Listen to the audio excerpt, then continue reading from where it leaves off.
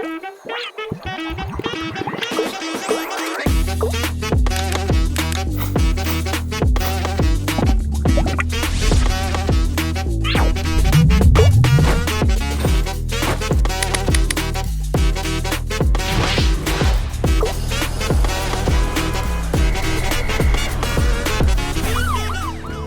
Bapak Ibu, Saudara yang dikasihi Tuhan.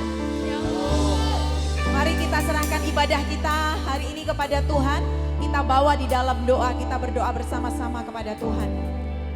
Kita berdiri bersama-sama, mari kita berdoa. Tuhan Yesus, kami berdoa menyerahkan ibadah kami kepadamu Tuhan. Hamba berdoa, Engkau yang menjamah setiap hati umat-Mu, Engkau sendiri yang hadir di tengah-tengah ibadah kami hari ini ya Tuhan. Engkau berbicara apapun yang menjadi pesan Tuhan, yang menjadi arahan-Mu ya Allah Roh Kudus, Engkau sampaikan kepada setiap jemaat-Mu. Supaya melalui firman yang kami dengar itu menjadi rema bagi setiap jemaat-Mu. Kami bertumbuh bersama-sama untuk melakukan apa yang Tuhan inginkan, destiny yang Tuhan tetapkan bagi kami sebagai gereja-Mu. Hamba berdoa Tuhan, suasana surga turun atas rumah-Mu hari ini. Sukacita, damai sejahtera, hadirat-Mu nyata di tengah-tengah kami. Kami serahkan ibadah kami hari ini Tuhan, hanya di dalam satu nama Tuhan kami, Yesus Kristus. Kita semua yang siap beribadah kepadanya katakan amin. Haleluya. Shalom jemaat Tuhan. Ada sukacita di rumah Tuhan, amin. Hey, mari kita sama-sama bersukacita.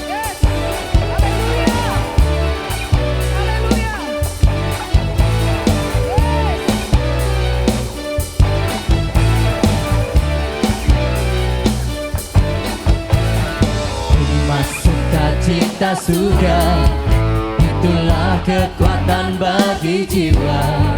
Ku dapat rasakan kasih-Nya di tengah badai yang bergelora. Terima sukacita surga, itulah kekuatan bagi jiwa. Ku dapat saksikan kuasa-Nya, taklukkan badai yang bergelora. Haleluya, Kau ada dalam hatiku, akan patah semangatku, akan hilang kekuatanku. Haleluya, ku mau bersorak bagimu, sukacita surga nyata penuhiku. Sama-sama bersama. Hey.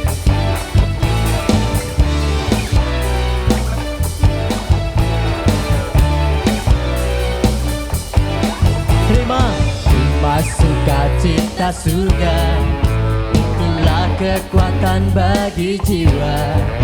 Ku dapat rasakan kasih-Nya di tengah badai yang bergelora. Terima sukacita surga, itulah kekuatan bagi jiwa. Ku dapat saksikan kuasa-Nya, taklukkan badai yang bergelora. Haleluya, Kau ada dalam hatiku, takkan patah semangatku, takkan hilang kekuatanku. Haleluya, ku mau bersorak bagimu, sukacita surga nyata penuhiku. Hey.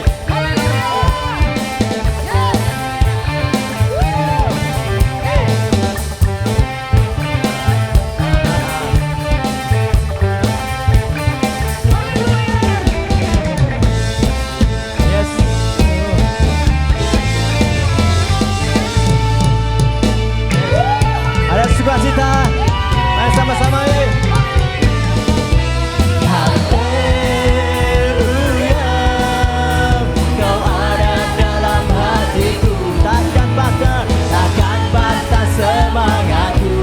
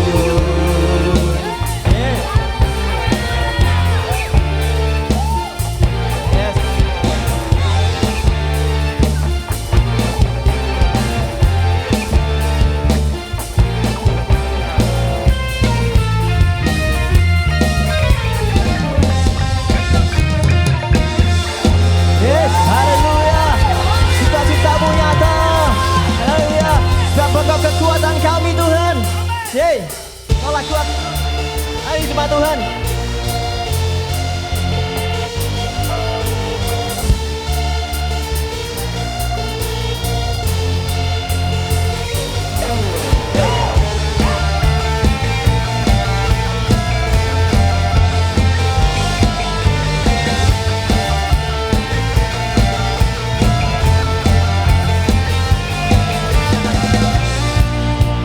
Segenap hatiku, seluruh jiwaku, hanya untukmu, hanya bagimu.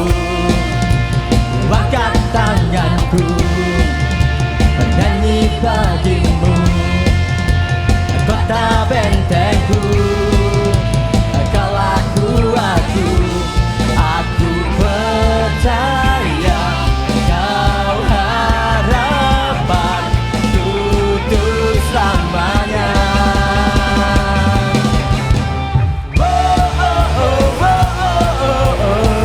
Bukan selalu memuji. Hatiku kan bersuka. Kau ubahkan tangisku menjadi pujian baru.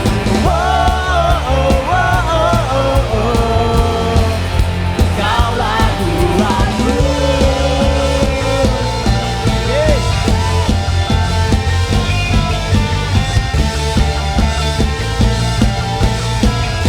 Ayo jemaat Tuhan, sama-sama.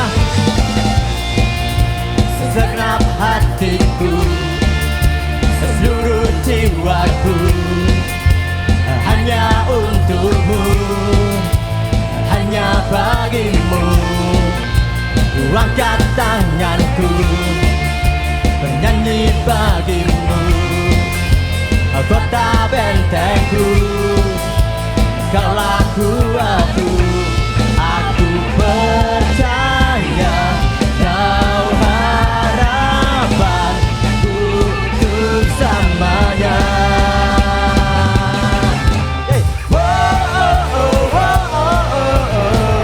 Bukan selalu memuji. Hatiku kan bersuka. Kau ubahkan tangisku menjadi pujian baru.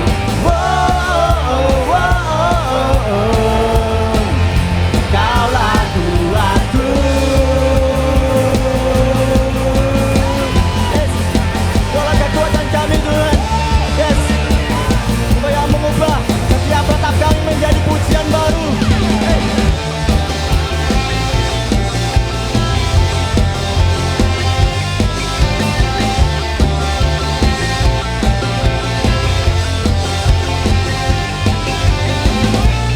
Aku percaya. Kau harapan untuk selamanya. Katakan, Aku percaya. Aku percaya. Kau harapan untuk selamanya.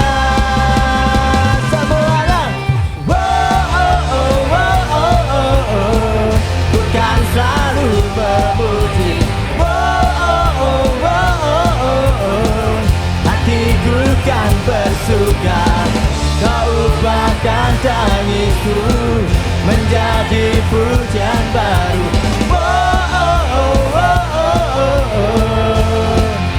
Kaulah kuatku.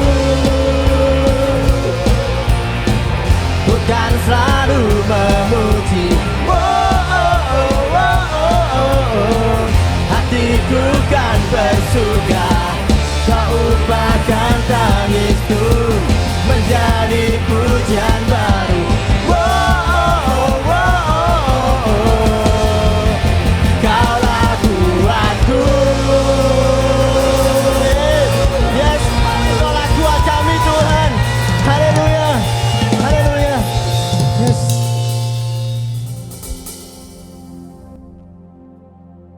Terima kasih Tuhan.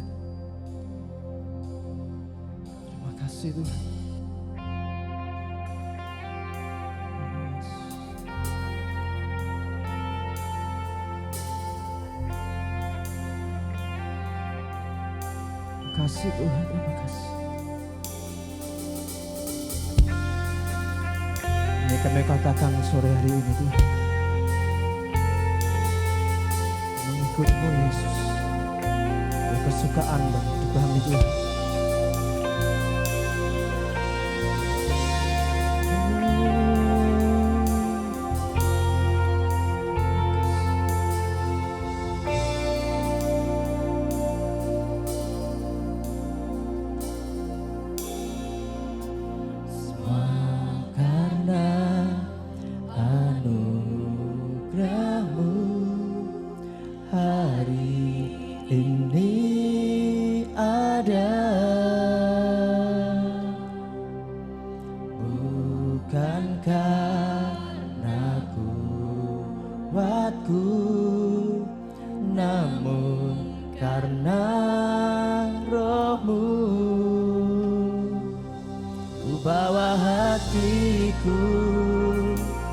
Penyembahanku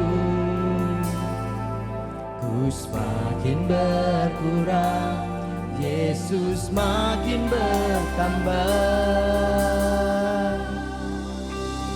Mengikut Yesus, itulah kesukaan hatiku.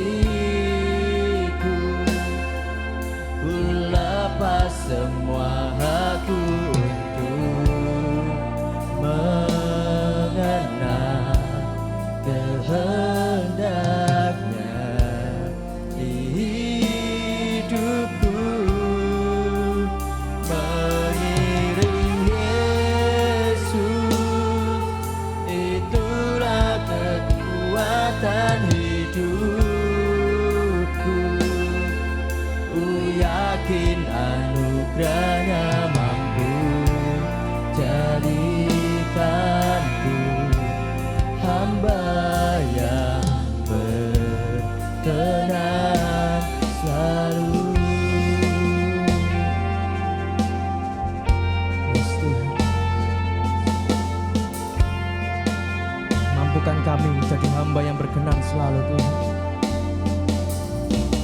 Semua karena anugerah-Mu hari ini ada. Bukan karena kuatku, namun karena Roh-Mu. Di bawah hatiku, penyembahanku semakin berkurang, Yesus makin bertambah. Mengikut Yesus, itulah kesukaan hatiku. Ku lepas semua hakku untuk mengenal kehendaknya di hidupku. Mengiring Yesus, itulah kekuatan hidupku. Ku yakin anugerahnya mampu jadikanku hamba yang berkenan selalu. Sama-sama jemaat Tuhan. Mengikut Yesus, itulah kesukaan hatiku.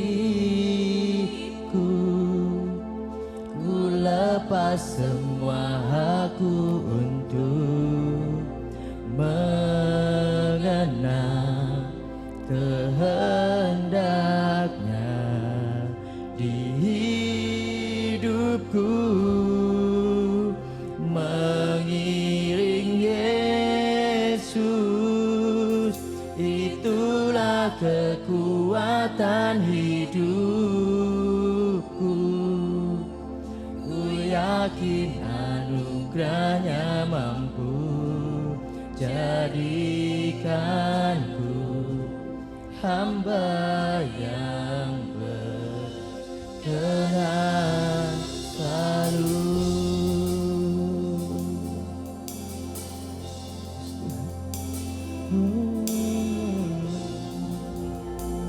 Jadikan kami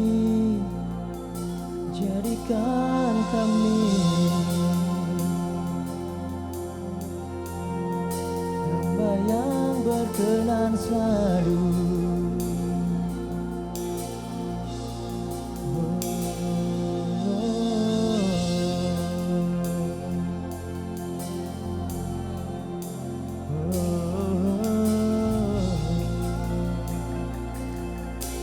Terima kasih.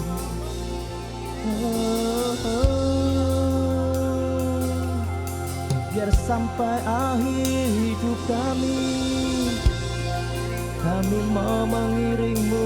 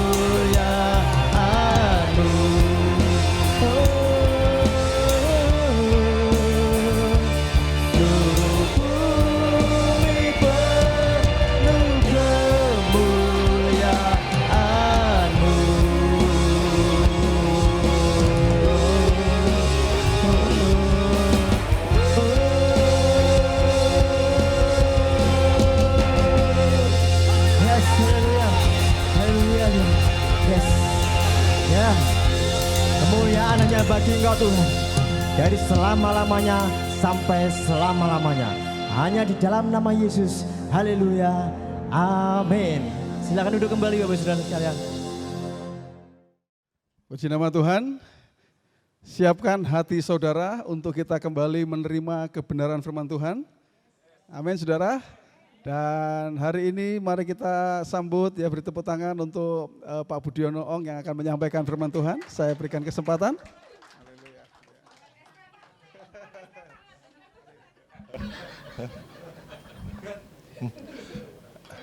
Pak Aris. Shalom. Jadi kalau saya omong shalom, Bapak omong shalom. Lalu saya mau tanya, shalom itu artinya apa? Damai sejahtera. Damai sejahtera. Saya dapat damai sejahtera dari Bapak Ibu enggak ya? Dapat. Ya udah, berarti benar. Es teh ya. Karena ya. Jadi ketika kita menyampaikan shalom, sebetulnya bukan basa-basi. Karena kalimat itu ada yang mengikat. Yang mengikat apa? Saya harus memberi sejahtera kepada Bapak Ibu. Setidaknya tidak mau pinjam uang sama Bapak Ibu. Ngerepoti. Bisa pinjam lupa bayar. Itu namanya bukan shalom. Ya kan? Shalom juga bukan, kalau sudah berani ucap shalom berarti saya nggak akan ngerasani Bapak Ibu juga. Kalau saya ngerasani berarti shalomnya itu baru sebatas tataran bibir. Bukan yang asli ya. Jadi kita belajar bersama teman-teman semua bahwa ketika kita berani mengucapkan kata shalom, berarti itu ada yang mengikat. Seperti waktu Yesus lahir, malaikat datang damai sejahtera atas padamu semua. Dan yang didengar omongan itu juga damai sejahtera loh. Si para gembala-gembala sejahtera kan begitu. Demikian juga ketika kita belajar mengucap shalom, berarti ada yang mengikat. Saya tidak boleh berbuat melampaui batas memaafkan Bapak Ibu. Bapak Ibu bisa memaafkan mungkin di level 8. Saya nggak boleh membuat di level 9. Karena pasti nggak bisa dimaafkan. Kan begitu. Jadi paling tidak hari ini kita belajar bahwa shalom itu mengikat saya dan yang mendengarkan. Jadi bukan basa-basi, tapi juga bukan es teh ya kan. Tapi betul-betul shalom. Ya, saya mikir cukup panjang. Kalau saya suka ngomong shalom tuh sajane apa ya, lewat begitu saja. Saya pikir-pikir, padahal artinya shalom kan bagus, damai sejahtera atasmu. Setidaknya di tempat ini saya sudah memberi shalom buat Bapak Ibu, pasti. Saya nggak pernah ganggu, nggak pernah pinjam uang, nggak pernah menyakiti, nggak pernah ngerasani. Karena mungkin dua kemungkinan, karena saya sudah dekat dengan Bapak Ibu atau tidak pernah kumpul. Karena kalau nggak pernah kumpul kan juga sama kan. Berarti belum menjadi domba yang baik di tempat ini. Ya, saya pikir ini sedikit. Nah, sekarang saya mau bicara Seize the Day. Seize the Day ini saya cukup berpikir panjang, saya pikir-pikir Seize the Day apa yang terkait dengan hidup saya. Kalau terkait dengan tulisan itu mungkin gampang. Cari-cari dapat. Tapi kan saya nggak pernah begitu. Saya harus tarik ke saya sendiri. Apa sih kaitannya dengan saya? Nah itu yang saya dapatkan bahwa kalau minggu lalu pastor mengatakan seize itu merebut. Merebut ya, pastor ya? Merebut ya? Nah, padahal kalimatnya sama, bahasa Inggrisnya sama, seize the day. Tapi apa bedanya dengan pastor? Saya lihat dulu.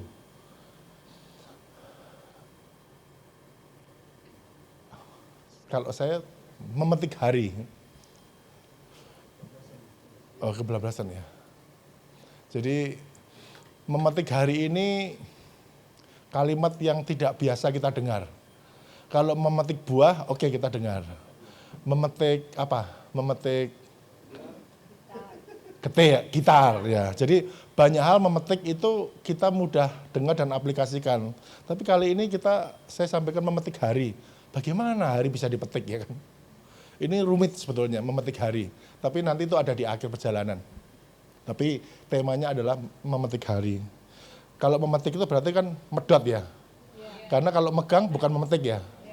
Ada mangga, kita pegang, itu bukan petik. Pegang.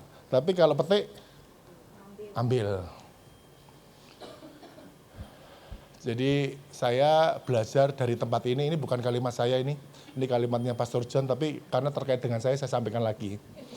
Jadi hidup itu adalah sebuah pencapaian dan bukan pengulangan. Ini kita mesti pahami sama-sama bahwa tidak ada mengulangi hari itu, nggak ada. Apalagi ulang tahun, nggak bisa. Semua itu pencapaian. Termasuk waktu saya kemarin ulang tahun pernikahan, itu kalimat pertama saya dengar dari Pastor John. Kamu tuh bukan ulang tahun pernikahan, kamu tuh pencapaian. Oh iya, saya renungkan, oh iya betul ya. Ternyata kalau pencapaian itu hari demi hari itu kita daki. Sampai ke atas, sampai kita selesai, kira-kira begitu. Itu pencapaian. Nah, ini kalimatnya dari Pastor John, tapi saya suka sekali karena itu memang benar. Karena saya menikah 25 tahun itu ya enggak gampang ya kan. Mungkin waktu hari pertama menikah senyum ya. Tapi bisa enggak 10-5 tahun berikutnya masih ada senyum. Nah, ini PR buat kita semua ya kan. Saya menjalani dan saya merasa susah, tapi hari ini bisa senyum bagus ya kan.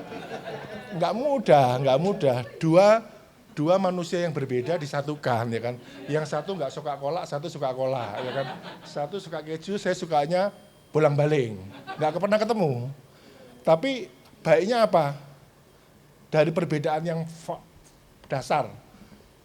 Baiknya satu, tidak pernah berebut makanan. Saya kalau makan kolak sampai habis, nggak disentuh ya.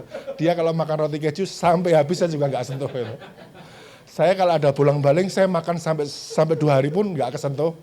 Dia kalau makan roti yang ada ham-ham gitu, saya nggak sentuh juga. Jadi itu sisi baiknya. Dan ini real. Saya menemukan fakta-fakta kehidupan bahwa kok saya suka rujak, dia enggak. Saya suka makanan kampung, dia enggak. Saya suka makan kaki lima, dia enggak. Ini rumit sebetulnya. Tapi ternyata ada baiknya. Baiknya ya tidak berebut. Itu yang paling penting yang kita jalani sehingga bisa 25 tahun.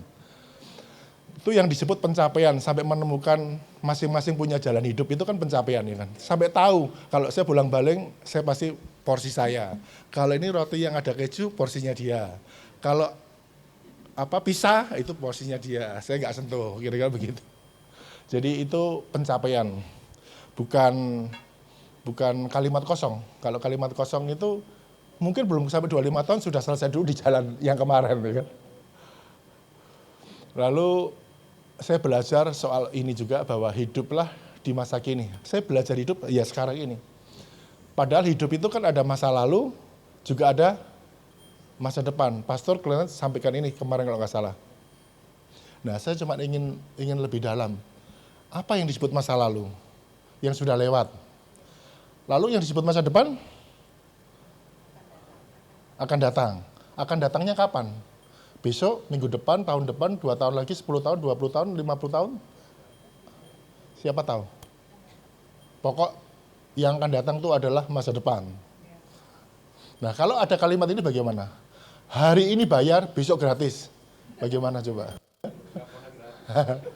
Lalu di mana masa depannya? Di mana kita sebut masa depan kalau kalimatnya seperti ini? Ini kan kalimat real kan? Pak, Bapak sering makan di sini Pak. Hari ini saya kasih bayar, tapi besok Bapak saya kasih gratis. Besok saya datang lagi, kalimatnya akan sama. Bapak hari ini bayar, besok saya kasih gratis. Lalu pertanyaannya masa depannya yang mana? Padahal kita yakin bahwa masa depan itu sungguh ada kan begitu. Kalau ada kalimat ini, di mana masa depannya kalau gitu? Wong kita yang nggak pernah dapat gratis. Jadi kalimat ini menyentak saya karena yang disebut masa depan yang mana, yang disebut masa lalu yang mana. Sebetulnya masa lalu dan masa depan adalah hari ini. Hari ini adalah masa depan saya. Hari ini pun akan menjadi masa lalu saya buat besok gratisnya itu loh. Jadi kalau beli es teh pun juga sama, kalau ada tulisan begini aja kalau jualan. Bapak hari ini bayar, besok tak kasih gratis. Itu wah orang akan senang ya. Karena tidak menunjukkan tanggal, cuma menunjukkan besok ya kan. Jadi pemahaman ini menjadi penting bahwa kita jangan pernah takut terhadap hari ini. Kalau kita hidup hari ini ditambah beban yang kemarin, berarti kita hidup di masa kemarin. Lalu kalau kita hidup memikirkan kesarjanaan kita untuk S3, berarti kita mengawali hidup untuk yang akan datang terlalu jauh. Padahal hari ini kita harus makan. Hari ini kita harus bangun tidur. Jam 6 pagi kita mesti sudah bangun. Jam 7 kita sudah siap untuk keluar dari rumah. Itu kan hari ini, bukan hari depan. Jadi kalau buat saya, kalimat ini saya dapatkan adalah baik masa lalu maupun masa depan adalah ada di hari ini. Kalau hari ini saya baik dengan Pastor John, saya pasti nggak diomelin sama Pastor John, kan begitu. Kalau saya hari ini gagal dengan Pastor John, mungkin ketemu pun juga segan, kan begitu. Seperti kalimat beberapa waktu yang lalu, kapan kita disebut gagal seorang menjual? Ketika kita tidak dipercaya, kan begitu. Bukan ketika ada pesaing, bukan ketika ada pesaing 1, 2, 3, nggak penting pesaing. Hidup saya itu nggak pernah peduli dengan pesaing, mau 100 pesaing saya nggak pusing. Saya hanya peduli dengan diri saya, jangan sampai gagal. Hanya itu aja. Berarti saya setiap hari harus menjaga apa? Tidak boleh gagal. Tidak boleh gagal, bukan tidak boleh gagal dalam banyak, nggak usah. Yang penting saya dengan Pastor John dipercaya aja sudah bagus. Dipercaya itu kan tidak ada kaitannya dengan rupiah, tapi kaitannya dengan moral. Moral dengan rupiah mana lebih mahal? Moral. Rupiah bisa dibeli. Moral beli dengan siapa, coba? Nggak ada. Jadi banyak hal yang penting di kalimat ini. Jadi saya simpulkan bahwa hidup ini adalah sebuah rangkaian yang tidak pernah terputus. Dan kalau kita sadar menjalani, apa yang terjadi di masa lalu akan menguatkan hari ini. Dan masa depan itu adalah hari ini. Kalau setiap hari kita baik, setiap hari kita benar, maka masa depan itu sungguh ada. Tidak usah nunggu besok gratis, hapus-hapusan. Itu hanya kalimat kosong tapi menjebak kita. Sudah begini-begini, nggak ada. Hari ini yang paling benar. Dan supaya hari ini kita bisa bagus, syaratnya apa? Jangan dibebani masa lalu. Juga jangan dibebani masa depan. Hari ini aja udah capek, betul. Saya tadi pagi sepedaan, harus pikir lagi apa, harus pikir apa, udah capek sebetulnya. Oh iya, ternyata saya harus firman Deborah sampaikan, jangan lupa ya. Nah itu kan beban, ya kan. Jangan lupa itu kan beban, ya kan. Ya, jangan lupa itu kan beban. Saya kepikiran, oh iya, saya mesti harus baca-baca lagi, ya kan begitu. Karena saya menyiapkan ini tidak di kamar, jadi Deborah nggak pernah tahu. Saya siapkannya di pikiran. Rahasia ya. Pak John yang tahu, karena Pak John yang ketikan. Saya nggak bisa ketik beginian. Saya bisa pikir, saya bisa omong, bisa berbuat, tapi khusus untuk komputer nggak bisa. Maka Pak John yang ketik ini. Jadi kalimat ini penting sekali bahwa masa lalu kita itu akan menguatkan hari ini, dan ini the real, bukan omong kosong. Kalau omong kosong, saya nggak berani ngomong di mimbar ini. Karena pengalaman saya yang sudah-sudah sampai di puncak di pengadilan, yang menolong saya adalah masa lalu saya. Jadi perbuatan masa lalu saya menolong saya di pengadilan. Karena warga saya bingung, Pak Ong itu RT yang baik, aku setiap bulan ditransferi 500, piye bisa meres duitmu? Padahal waktu itu saya nggak berpikir bahwa setiap kali ada janda yang susah saya kasih 500.000, saya bikinkan rekening, saya transferin, ada bapak-bapak tua yang nggak mampu, saya buatkan rekening, saya transferin. Saya nggak berpikir bahwa saya akan sampai di persidangan. Saya nggak pernah berpikir bahwa ini persiapan saya untuk bertarung di pengadilan. Tidak. Kalau itu adalah persiapan untuk kita bertarung di masa depan, saya tetap akan masuk penjara rasanya. Karena tidak ada keikhlasan. Jadi perbuatan harus ikhlas, karena kalau tidak ikhlas, nggak ada artinya.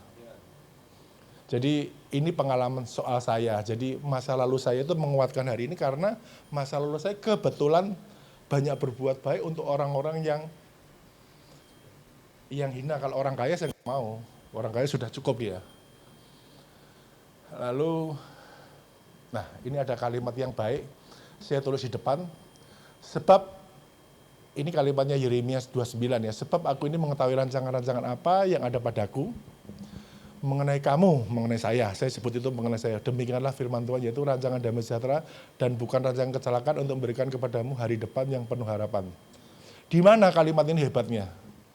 Hebatnya adalah ketika saya tahun 88, umur saya masih 18-19, saya diterima di sebuah perusahaan dan perusahaan itu memberi saya sebuah mobil. Saya terkejut, wah saya itu tidak bisa setir mobil. Bagaimana saya bisa menerima pekerjaan yang sangat baik. Buat saya ini saya menerima pekerjaan yang sangat baik. Tapi saya dikasih mobil, saya ngomong, Pak, saya nggak bisa setir mobil. Sudahlah, nanti bisa sendiri. Wah itu kalimat yang enak, tapi buat yang melakoni, waduh pusing gitu. Saya tanya ke teman-teman, nyetir mobil itu bagaimana? Kalau selalu pesannya adalah hati-hati, sepersekian detik itu bisa menimbulkan kecelakaan. Wah itu kan kebawa-bawa ya kan. Ya kan. Saya kan jadi bingung, sepersekian detik bisa menimbulkan kecelakaan. Dan saya hitung juga benar, kalau setir beda sekian detik bisa benturan. Tapi saya nggak berani, bagaimana caranya? Saya mencari-cari firman, ya kan gitu. Saya mencari-cari firman, ketemulah firman ini di tahun 88. Sebenarnya firman ini sudah ada dari zaman dulu ya. Tapi ketika saya mengalami kesulitan, saya cari. Saya ketemu ini. Dan ini betul-betul saya imani, karena saya nggak ada pilihan. Saya harus bekerja, saya harus setir mobil, dan saya harus bisa setir. Ini yang saya bawa. Dan saya membuktikan sampai hari ini, saya bisa berdiri di sini, berarti kan saya tidak mengalami RIP di jalan, kan begitu. Padahal 88 kesekian berapa tahun? 12, 23. 35 tahun. Apakah tidak pernah mengalami kecelakaan? Mengalami. Waktu itu saya dibawa sama pimpinan ke Jogja, lalu pimpinannya nekat gitu. Dah, Bud, setir. Waduh, ini kalimat susah ya. Saya kalau nggak menjalankan kan nggak berani. Uang diperintah, Bud kamu setir aja. Itu mobilnya Daihatsu ya kan. Daihatsu Vaganza tipenya. Jadi Daihatsu Station. Waduh, gimana ya? Ya udahlah, dalam hati saya nekat. Ya udah, hati saya bersumpah sendiri. Kalau saya selamat sampai Semarang, saya pasti bisa setir. Dan ternyata selamat walaupun menghindari sepeda motor nggak berani. Jadi jalannya tuh 10 kilo 15. Karena nggak tahu caranya nyelip. Selip itu nggak tahu caranya, ada beca pun nggak tahu caranya. Jadi ya saya terus di belakang itu aja. Jadi kira-kira ya 4 jam lebih, tapi saya punya pimpinan itu sangat besar hatinya. Dan saya ingat terus karena dialah saya bisa setir mobil. Jadi ini adalah ayat buat saya dan saya menghidupi. Dan sampai hari ini saya bisa berdiri, berarti selama 25 tahun saya tidak mengalami hal-hal yang serius. Lalu setelah itu saya berpikir soal ini, apakah indah dan enaknya kalau kita hidup berada di lingkungannya semuanya makmur. Misalnya, semua yang ada di sini mobilnya Mercedes semua. Semua yang di sini rumahnya mewah semua, di Jalan Pemuda semua. Iya kan? Supirnya 5 semua, enggak ada supir karena semua makmur. Karena semua makmur, jadi kita sebetulnya menjadi susah kan? Semua di kota Semarang, di Indonesia, di dunia itu semuanya makmur. Berarti kita nggak bisa cari pembantu. Kita nggak bisa cari sopir, kita mau cari pegawai juga nggak bisa. Pilih mana?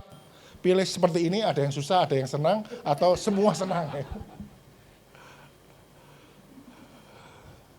Ini satu pertanyaan yang penting karena saya pikir-pikir, wah iya ya kalau kita berdoa semua dalam kelimpahan kok rasanya ya kita sendiri yang bakal susah ya. Karena cari teman juga susah, teman itu pasti akan hidup dengan rumah mewahnya sendiri masing-masing kan. Akhirnya kita menjadi manusia yang aneh. Karena semua sendiri. Nah, demikian juga kalau kita ada di tempat ini beribadah. Bagaimana kalau Pastor John itu dengan kelimpahannya gereja Living Water, jadi kita itu cuma sebagai pendengar, bahkan diminta urunan uang pun juga tidak, kolektor juga tidak. Bahkan kalau mau ada kegiatan Natal besok, Bapak Ibu nggak dilibatkan. Mana lebih enak? Acara itu milik siapa sebetulnya? Milik Pastor John atau milik kita? Kalau milik kita kan kita mesti urun sama-sama. Karena acara itu milik kita, bukan hanya milik Pastor John, kan kira-kira begitu. Sama juga waktu saya di kampung, saya jadi ketua RT, saya selalu membiasakan semua mesti iuran. Apakah 5.000, 2.000, 100.000, 300.000, bebas. Semua mesti iuran. Ketika setiap kali kita bikin proyek pengaspalan jalan habis 80 juta, walaupun endingnya saya yang bayar, tapi saya tetap minta. Saya minta kamu harus bayar. Karena ini bukan milik saya, kampung ini milik kita semua. Saya nggak mau kalau nanti orang mengatakan kampung ini kampungnya Pak Ong Budiono, nggak enak. Jangan, kampung ini milik warga Kencono. Maka saya minta uang semua. Pertanyaan, apakah saya minta uang, saya nggak punya duit? Tidak. Saya kan yang modali 80 juta itu, tapi saya tetap minta. Bukan untuk memperkaya diri. Bukan. Hanya ingin bahwa kamu tuh punya rasa memiliki tempat ini. Jadi saya membangun rasa memiliki, sense of belong. Rasa memiliki. Nah, kalau rasa memiliki itu ada, gereja ini aduh, nggak ada susahnya, Pastor John mau bikin program apa aja. Itu mau 10 juta, 20 juta, 30 juta, kita semua pasti urun sama-sama. Bukan begitu. Ya kan? Dan karena kita memberi, maka kita diberkati, bukan begitu. Tapi kalau kita memberi dengan niat jahat, tidak ada berkat. Jadi memberi, beri saja.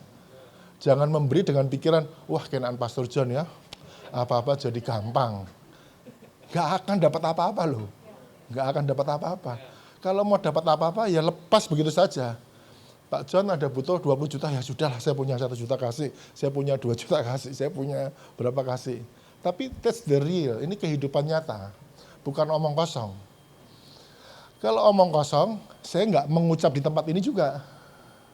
Karena saya sudah mengalami berpuluh-puluh kali, maka ini menjadi sebuah kalimat Pak John benang merah.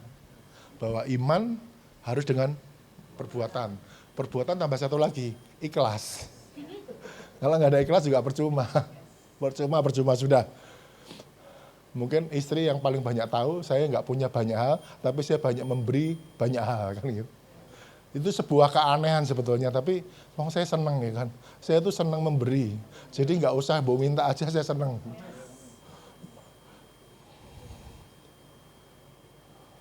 Nah, ini kalimatnya adalah, kalau gereja sudah tidak membutuhkan kita, susah sendiri sebetulnya kita.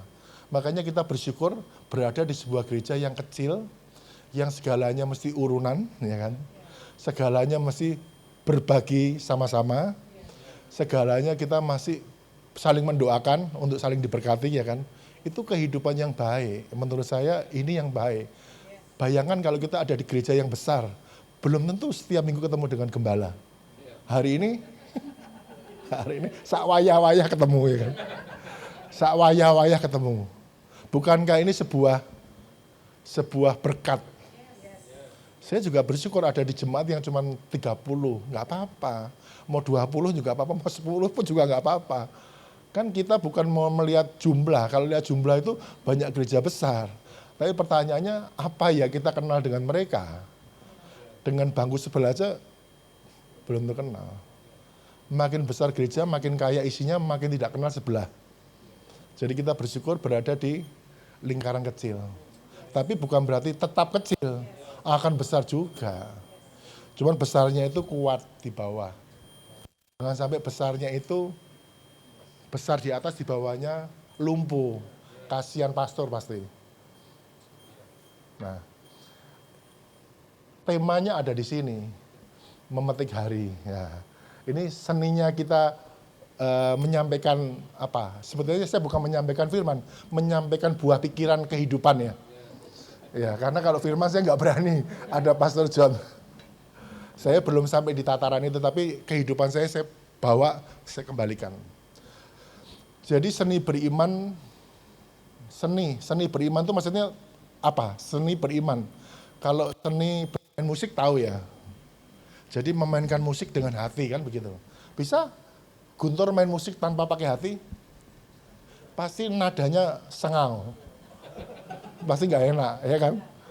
Orang main gitar tidak dengan hati, nadanya pun pasti lari sana lari sini. Tidak bisa terjadi harmoni. Harmoni itu adalah kesatuan dari hal yang berbeda kan begitu. Gitar itu pasti beda dengan keyboard. Tapi kenapa bisa harmoni? Karena ada hati yang menyatukan. Ya kira-kira begitu. Ini bukan bicara Mas Guntur ya. Karena yang paling tertawa senyum beliau. Tapi seni itu adalah seni beriman. Bagaimana kita mengimani sesuatu dengan rasa seni. Kalau kita mengimani sesuatu itu hanya flat, ya hanya begitu saja. Jadi kalimat-kalimat firman Tuhan itu banyak sekali, dan kalau kita hanya flat ya gitu-gitu aja. Kan saya nggak pernah flat. Saya kalau mengambil satu ayat itu saya nggak flat, saya hidupi. Ketika saya nggak punya apa-apa, sepeda nggak punya, saya pakainya ayat yang mana coba? Yang tadi? Bukan. Ayatnya adalah hiduplah berpada atas apa yang ada padamu. Jadi ketika nggak punya apa-apa ya happy ya kan. Loh saya nggak punya apa-apa kok ya kan. Apakah saya lalu menderita dengan firman itu? Tidak. Itu menguatkan saya. Ketika saya tidak punya apa-apa, saya dikuatkan dengan kalimat itu. Itu kalimat itu saya ketemu ketika masih RBK. Jadi masih umur-umur 16 ya, 15-16 saya ketemu kalimat itu. Dan itu kalimat yang saya ingat sampai hari ini, ketika saya tidak punya apa-apa, saya orang yang memang ada di bawah, saya nggak pernah malu karena hidup berpada atas apa yang ada padamu. Ketika punya mobil butut Panther, ya saya berpada, saya happy. Ketika saya hanya punya mobil butut yang tua sekali, ya saya happy waktu itu. Lalu ketika diberkati, naik satu kelas lagi, ya happy lagi. Walaupun ketika hari ini saya harus kembali ke itu, nggak bisa. Saya sudah setir mobil yang semuanya matic, semuanya nyaman, tidak pernah urusan rewel, tiba-tiba saya harus kembali ke situasi. Nggak bisa pasti. Was-wasnya banyak, nanti naik mobil nanti jok-jok mesinnya gangguan, nanti ini gini banyak problem listrik, akhirnya susah. Tapi itu perjalanan yang saya sudah lewati. Jadi seni beriman memetik hari itu yang paling penting buat saya adalah bahwa kita itu tidak sendiri. Itu yang paling penting. Selebihnya itu tambahan-tambahan, tapi intisarinya adalah kamu tuh nggak sendiri kita dalam kesulitan. Dan saya juga menghidupi kalimat ini karena ketika saya di masa-masa susah, saya mesti merancang kehidupan. Tapi nggak sampai menjadi hamba Tuhan, merancangnya sampai ke direktur. Saya jadi sales yang baik, jadi supervisor, jadi manajer, sampai ujungnya direktur marketing. Tapi hari ini jawabannya Tuhan lain. Saya jadi pemilik ya. Jadi kalimat yang penting ketika kamu tidak sendiri adalah kamu minta A, kamu tak kasih lebih dari A, kira-kira begitu. Ya. Jadi itu kebaikan Tuhan dalam hidup saya. Apakah bisa berlaku sama dengan kita semua? Pasti bisa. Karena benang merahnya tadi kan, kita berbuat dulu, lalu harus dengan ikhlas. Kalau ikhlas, itu semua jadi indah pada waktunya. Saya memberi tetangga-tetangga itu support bukan soal karena kita berlebih, enggak, karena kita melihat mereka susah. Karena mereka susah kita transfer 500. Suatu ketika saya mengalami proses itu, mereka lah yang menjadi terdepan saya. Enggak mungkin Pak Ong Budiono memeras orang 2.100.000. Wong saya terima sudah puluhan juta dari Pak Ong. Itu kalimat mereka, itu membangun moral saya. Moral saya terbangun dalam peristiwa itu. Jadi bahwa hidup itu rangkaian yang tidak terputus. Kalau hari ini kita susah, nggak apa-apa, nggak usah takut. Susahnya hari ini itu untuk menguatkan besok. Nah, kalau soal seni beriman, bahwa iman itu kalau mau terbukti dan nyata, dan bisa kita rasakan, ya kita mesti berbuat lebih dulu. Berbuat lebih dulu artinya melangkah lebih dulu. Kalau tadi saya mengimani bahwa kamu tidak akan mendapat kecelakaan, rancanganmu damai sejahtera. Karena saya nggak dapat kecelakaan, saya di rumah aja. Sampai hari ini, ya saya nggak ada kecelakaan memang. Sejak tahun 88 sampai hari ini saya di rumah terus, saya imani firman itu, tapi saya nggak setir mobil.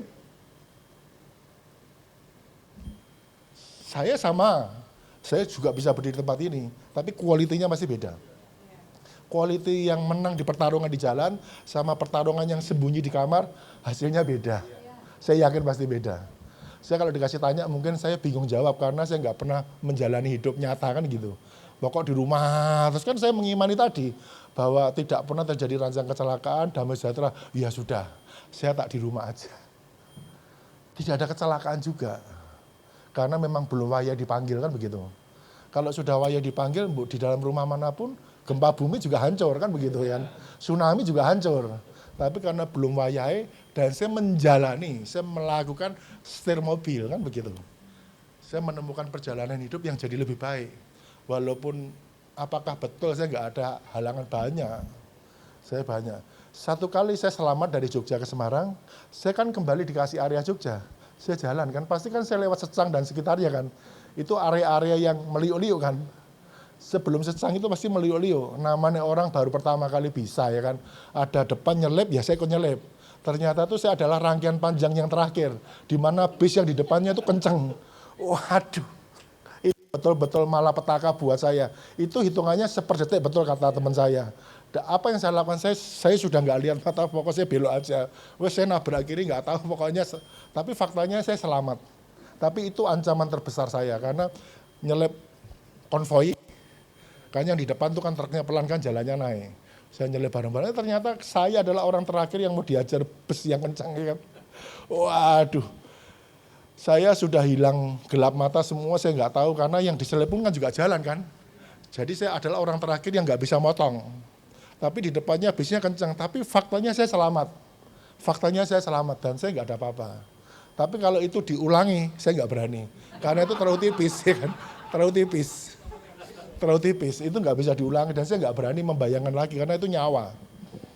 Jadi melangkah itu nggak apa-apa, asal sudah percaya dengan kalimat tadi. Kalau mungkin saya nggak percaya kalimat tadi, mungkin saya sudah RIP ya. Ya, jadi jangan dipikir ayat tadi itu ayat yang di pasar banyak dijual. Bukan, ayat itu adalah firman yang hidup dan itu mengikat.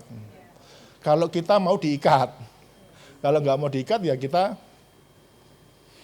tidur di rumah, nggak usah setir mobil, selamat. Kalau belum wayai ya pada di sini.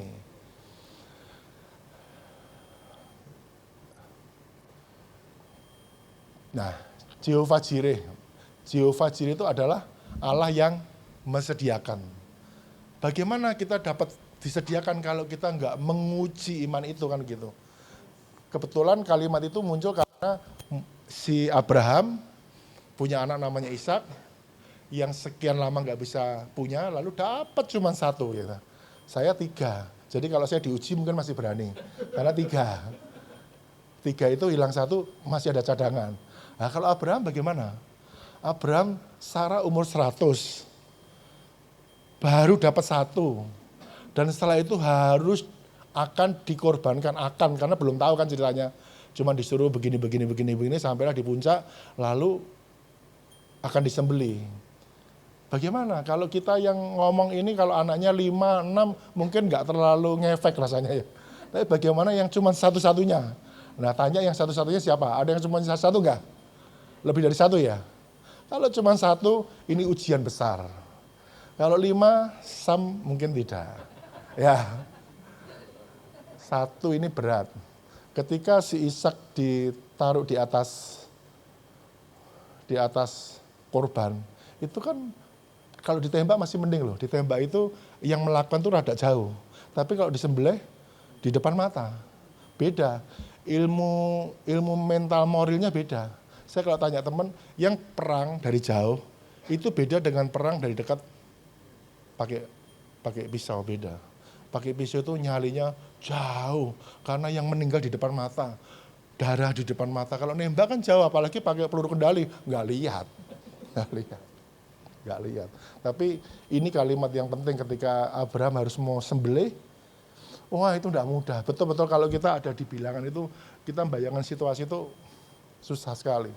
Nah karena sudah melangkah dan berbuat, datanglah domba yang tersesat. Bagaimana mungkin domba bisa ada di atas? Emangnya domba itu domba apa kan gitu kan. Tapi faktanya ada kan begitu. Dan ini bukan cerita kosong loh. Kalau ini cerita kosong berarti kalimat ini nggak terjadi dalam diri saya. Yang namanya Allah yang menyediakan itu dari 25 saya bekerja sendiri sampai ini selalu disediakan. Saya merasakan kalimat ini jirehnya banyak. Setiap bulan tuh ada jireh. Nah sekarang bagaimana dengan kita semua, apakah punya pengalaman jireh yang sama kan begitu. Nah jireh saya yang terakhir, saya nggak usah yang lama terlalu banyak. Jireh saya yang terakhir adalah ketika saya harus menyediakan uang 300 juta, ya kan. Saya nggak ngomong istri gitu, karena saya tahu uangnya minus, ya kan. Bagaimana cara menyediakan 300 juta, sementara kita dalam terjebak. Saya pinjam teman, nggak, kalau kasusmu ini aku nggak mau kasih. Kalau ini saya nggak mau kasih, itu betul-betul nggak benar. Aku mau, enggak lah, kita enggak usah bahas masalahnya, aku pinjam aja. Enggak dikasih, karena kasusnya tidak mengenakan buat orang itu. Tapi saya kan harus bayar. Pertanyaan kan saya harus keluarkan uang. Saya punya tanah kecil, sudut yang terjepit di tengah kampung yang tidak mungkin orang beli. Tidak mungkin orang beli karena itu terjepit di tengah kampung dan kampung itu bukan kampung yang berkecukupan. Tapi bisa laku loh. Aneh kan? Dan lakunya itu di saat yang sama loh, biar coba. Kalau memang laku kan harusnya 2 tahun yang lalu, uang saya punya itu sudah lama, sudah 5 tahun. Harusnya kalau memang itu laku ya sejak 5 tahun yang lalu, laku kan begitu. Enggak, lakunya itu pas saya butuh. Apakah itu bukan jireh? Ya kan? Walaupun saya enggak terima uangnya kan. Kan uangnya itu kan hilang juga, saya berikan ke orang. Tapi artinya saya selesai. Walaupun tanah saya hilang, apa itu tanah yang susah. Tanah yang sempit di tengah-tengah kampung menjorok dan tanah kampung itu kampung yang tidak terlalu oke, dan itu jalan buntu. Jalan buntu dan jalannya pun cuma 1 meter kurang. Jadi nggak mungkin lah kira-kira. Tapi itu fakta bahwa laku dan angkanya sama 300, dapat sisa 25. 325. Jadi saya dapat sisa. Saya nggak bahas itunya, saya bahas dapat jirehnya itu loh. Kok selalu ada jireh ya? Pas gitu. Kalau saya dapatnya lakunya 2 bulan lagi, ya jirehnya mungkin nggak seikhlas hari ini ya. Hari ini saya ngomong jirehnya ikhlas karena saya dapatnya pas ya kan. Kalau dapatnya 3 tahun yang lalu, mungkin itu bukan pengalaman jireh. Karena memang itu hak saya kan begitu. Manusia kan kadang-kadang sombong ya. Kalau diberi kelimpahan kan kalimat sombong lebih banyak. Makanya kenapa kita dikasih susah sedikit. Supaya apa? Supaya jirehnya itu lebih di depan kita. Coba kalau saya nggak butuh uang, mungkin jirehnya juga nggak muncul ya. Ya itu kira-kira soal jireh. Nah lalu soal tadi seni beriman. Saya melihat ini adalah seni beriman. Asalku jamah saja jubahnya, aku akan sembuh. Ini kalimat dari seorang wanita yang pendarahan selama 14 tahun. Baik dia. Karena saya diingatkan terus, sudah siapkan belum, sudah siapkan belum. Aduh saya tuh udah biasa lah. Pokok saya tuh alami, saya kalau suruh mempersiapkan bingung. Saya kalau suruh persiapkan, saya bisa nggak kerja. Karena otaknya itu jadi warna-warni. Enggak, saya mau alami aja. Enak yang seperti ini. Jadi go show, tanpa rencana. Tapi berkonsep. Berkonsep tapi isinya langsung. Jadi saya tertarik dengan Matius 9, asal saja ku jamah jubahnya, aku akan sembuh. Kita kembali tanya, siapa yang ngomong ini? Adalah perempuan, janda, dan pendarahan 14 tahun. Kalau ngomong 14 tahun jangan ngomong sekarang, 50 tahun pun sudah nggak dirasakan. Ngomongnya pada hari pertama mengalami pendarahan, lalu setiap hari, sampai sebulan, itu sudah penderitaan buat orang itu. Bayangin 14 tahun, ya kan gitu. Saya sudah bisa mencerna bahasa ini karena saya 10 hari aja seperti neraka ya. Saya bisa mencerna kalimat ini karena saya hanya di penjara 10 hari saja. Itu seperti 1000 tahun dalam buku saya. Saya bikin buku, itu seperti 1000 tahun. Bagaimana nggak 1000 tahun? Uang saya 10 hari nggak makan, nggak tidur. Makanya itu kalau dipaksa waktu dibesuk, saya dikasih sendok suruh makan. Ya itulah sendok itulah yang isi saya. Tapi saya di dalam nggak pernah mau makan. Jadi jangan kita ngomong, wah cuma 14 tahun. Kalau teman-teman ngomong, berapa lama kamu di dalam 10 hari? Ah cuma 10 hari. Wah kalau 10 hari di luar aja 5 tahun juga cepat ya. Bahkan 10 tahun pun cepat. Tapi kalau 10 di dalam, ya ampun. Lama sekali. 10 hari nggak tidur. Bayangin nggak tidur, bagaimana kuat. Padahal kalau di rumah aja jam 8 saya pasti udah tidur. Tapi di tempat itu saya harus berjuang supaya tidak dibunuh. Tidak tidur itu bukan supaya saya mau mokong, bukan. Supaya saya berjaga-jaga. Nah demikian juga kalimat si ibu janda ini. Asalku jamah saja jubahnya aku sembuh. Dan faktanya sembuh tidak? Sembuh. Itulah memetik hari. Buat saya itulah memetik hari. Jadi si janda itu memetik harinya pada saat dia disembuhkan. Saya memetik harinya ketika saya dilepaskan setelah 10 hari. Walaupun ditunggu di peradilan, wah itu berjuang lagi. Nggak apa-apa, tapi step by step selalu mengalami iman yang diperbarui. Kalau kita omong sampai selesai, mungkin ceritanya nggak enak. Yang enak itu sebagian. Karena perjuangannya kan sebagian demi sebagian. Nah, kemudian Matius 2, 1-5 terkait dengan seni beriman, kita baca mungkin yang paling bawah, sesudah terbuka, yaitu setelah 4 orang teman-teman itu mengusung si lumpuh itu. Ketika Yesus melihat iman mereka, berarti imannya siapa? 4, ya kan? Berarti betapa besarnya kualitas teman-teman menolong teman yang susah, ya kan? Padahal teman yang ditolong mungkin nggak punya iman karena sudah hopeless. Orang kalau susah itu hopeless gitu. Jangankan bicara Tuhan, bicara diri sendiri aja mungkin dia nggak percaya kan. Nah itulah kita dibutuhkan. Ketika kita bisa tolong orang yang sudah hopeless, Tuhan tuh nggak lihat orang yang susah. Tuhan tuh lihat kita, ternyata jemaat Living Water itu imannya bagus ya. Ya sudahlah, saya sembuhkan saja. Jadi yang membuat si lumpuh sembuh tuh karena si lumpuh atau karena si teman-teman 4? Teman-teman 4. Semoga teman-teman 4 itu adalah bagian di tempat ini. Ya kan? Kan orang hopeless kita nggak tahu, seperti Pak Widi ngelayani, Pak Widi mana? Nggak ada ya. Dia ngelayani orang-orang yang susah ya kan, di penjara. Sama itu orang-orang hopeless. Sudah nggak memikirkan masa depan. Bagaimana orang di dalam penjara memikirkan masa depan? Nggak bisa. Masa depannya itu sudah ada jeruji besar-besar. Masa depan apa yang dia bisa pikirkan? Tidak ada. Lalu apakah di dalam itu nyaman? Tidak nyaman. Hukum rimba. Siapa yang kuat, dia yang menang. Nah kalau kebetulan yang kuat itu adalah saya, ya rada lumayan ya kan. Walaupun susah rada lumayan. Tapi fakta saya begitu. Jadi 7 hari saya susah, 3 hari saya menjadi kepala sel. Jadi saya dilayani. Tapi saya tolak semua. Dilayani adalah jam 6 pagi dikasih Indomie, dibuatkan kopi, dikasih teh, dipijitin. Mau enggak? Saya tolak semua. Saya tuh pusing dengan diri saya, bukan dengan soal ini. Saya pusing soal saya enggak pernah bangga kalau saya dilayani, saya itu udah pusing. Saya diangkat jadi kepala sel karena saya bertemu dengan seorang teroris besar yang bernama Ali Imran, yang pertama itu hubungannya keras, tapi lama-lama membaik sehingga saya diangkat. Itu cerita peristiwanya ada di situ. Dan ketika jadi ketua sel setempat, baiknya banyak. Ketika diancam dari sebelah, dia yang maju. Tapi ngomong nggak usah. Saya tuh sudah capek. Saya diancam karena apa? Saya nggak bayar. Yang ini nggak usah dimasukkan ya, karena saya nggak bayar memang. Jadi saya melawan.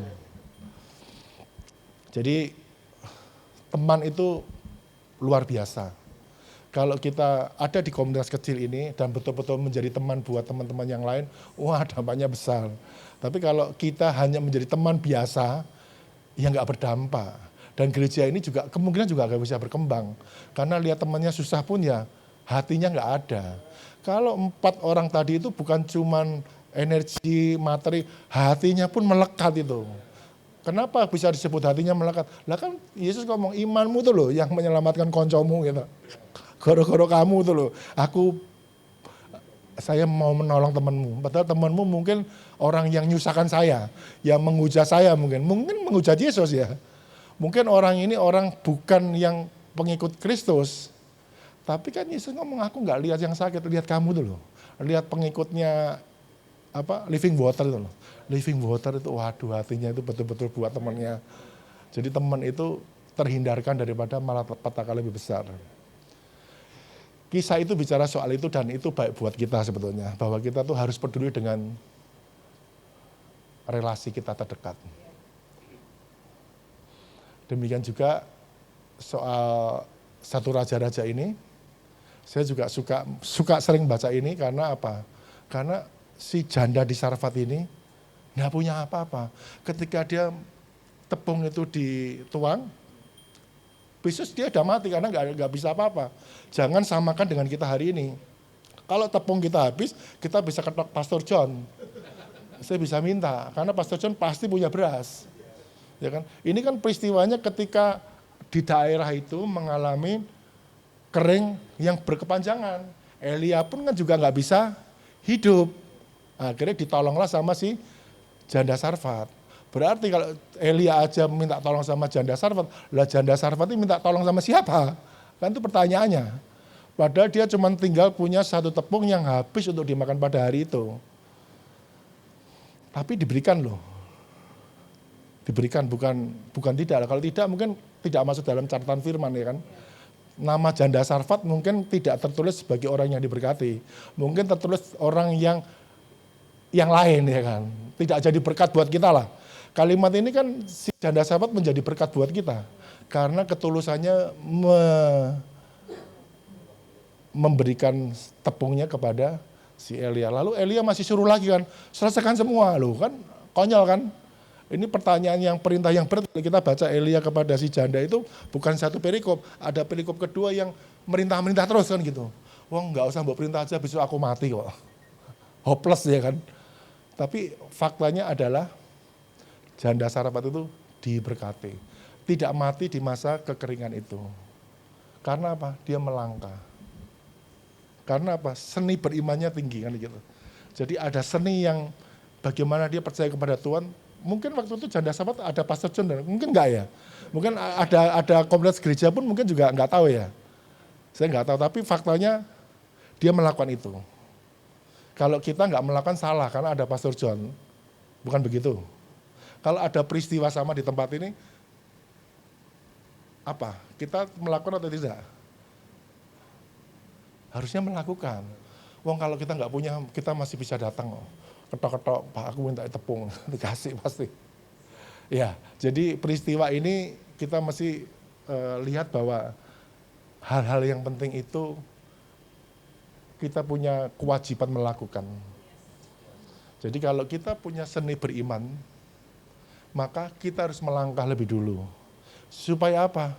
Supaya berkat yang sudah nunggu di seberang jalan sana itu mengalir ke kita.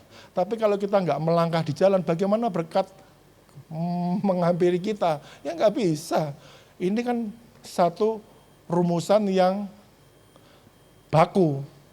Kalau dalam bahasa hukum, putusan hakim itu mengikat dan dianggap benar. Nah, kira-kira begitu. Maka ini pun juga mestinya kita mengimaninya sama. Semua ajaran ini kita anggap benar, mengikat dan berkat itu menanti mengejar kita. Jangan mengejar berkat. Kita ini termasuk kelompok banyak yang suka mengejar berkat.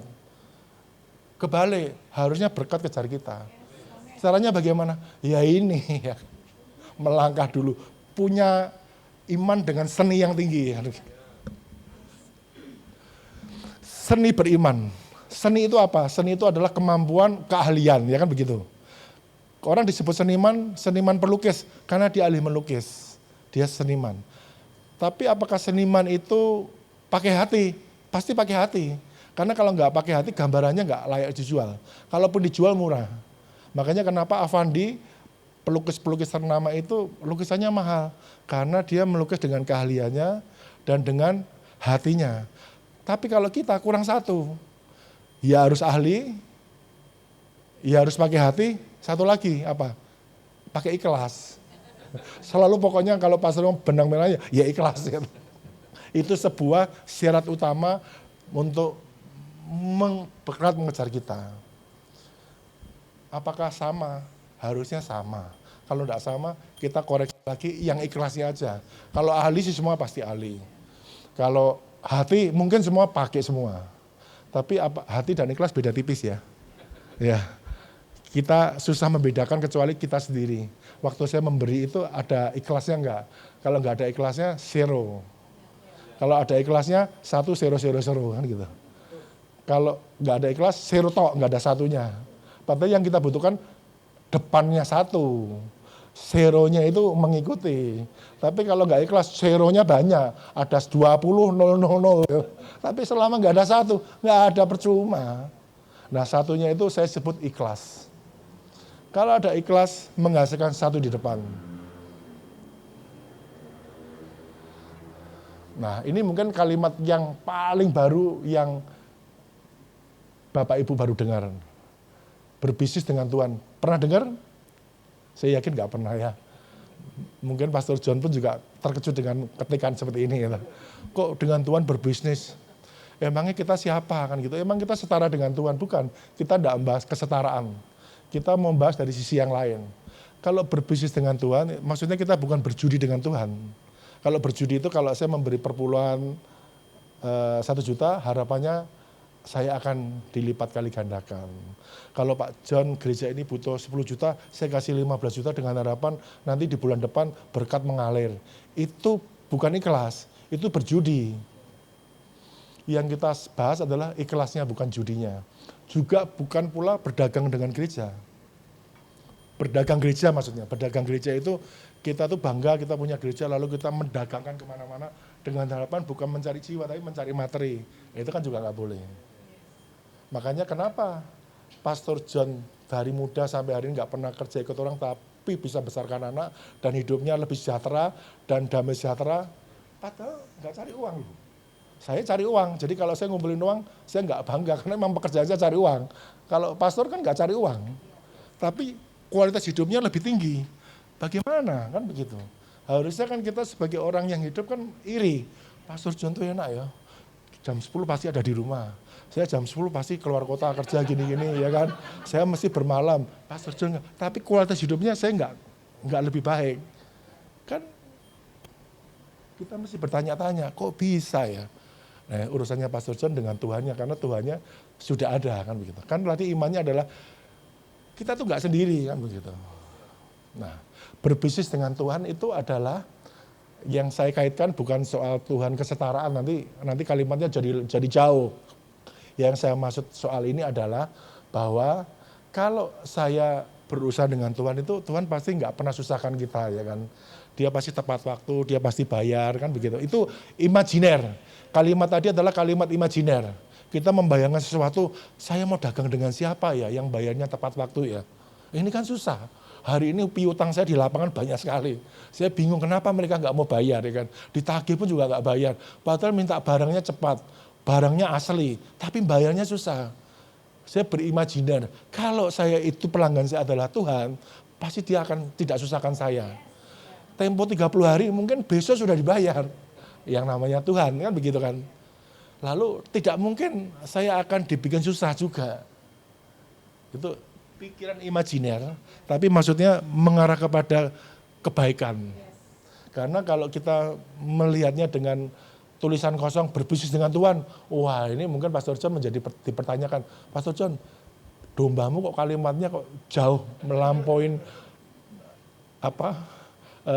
firman kan begitu. Saya ngomong enggak, ini imajiner. Saya lagi membayangkan bagaimana saya berdagang yang enak. Bagaimana saya berbisnis dapat yang enak, pelanggan yang baik kan begitu. Karena pengalaman saya sampai hari ini, pelanggan tuh bayarnya susah banget, kadang-kadang nggak bayar. Malah kalimatnya silakan kalau mau dibawa ke hukum silakan. Nah, susah. Itu kalimat-kalimat yang susah. Tapi kita ada di dalam dunia itu. Nah sekarang saya mau keluar dari dunia itu, saya mau cari yang lebih enak. Wah sama Tuhan aja lah, terus pasti enak, ya kan? Kira-kira begitu.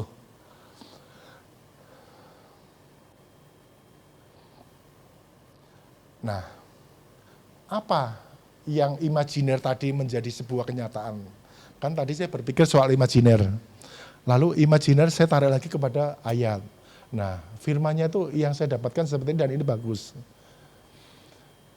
Dan raja itu berkata kepada mereka di sebelah kanannya, mari hai kamu yang diberkati oleh Bapakku, ya kan? Kamu tuh diberkati oleh Bapakku kan gitu. Terimalah kerajaan yang telah disediakan bagimu sejak dunia ini sudah dijadikan. Apa yang dilakukan si orang itu sehingga dia dijadikan pilihan kan begitu. Ternyata yang dilakukan adalah ini. Sebab ketika aku lapar, kamu memberi aku makan. Ketika aku haus, kamu memberi aku minum. Ketika aku seorang asing, kamu kasih aku tuh tumpangan. Ketika aku nggak berpakaian telanjang, kamu memberi aku pakaian. Ketika aku sakit, kamu besuk ke aku. Melawat itu besuk ya. Ketika aku di dalam penjara, kamu mengunjungi aku. Nah, itu Pak Wid sekarang begitu, karena saya ketika di penjara kalau dikunjungi seneng. Itu real. Ini kalimat ini bukan kalimat bohong. Ini kalimat real. Orang kalau di penjara ini dalam penderitaan besar.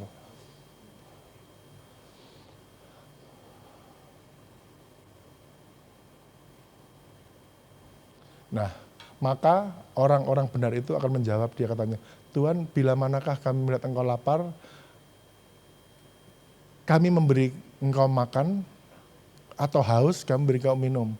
Bila manakah kami melihat engkau sebagai orang asing, kami beri engkau tumpangan. Lalu ketiga, bila mana kami melihat engkau sakit dan dalam penjara kami mengunjungi engkau. Ini kan pertanyaan tukar pikiran gitu ya.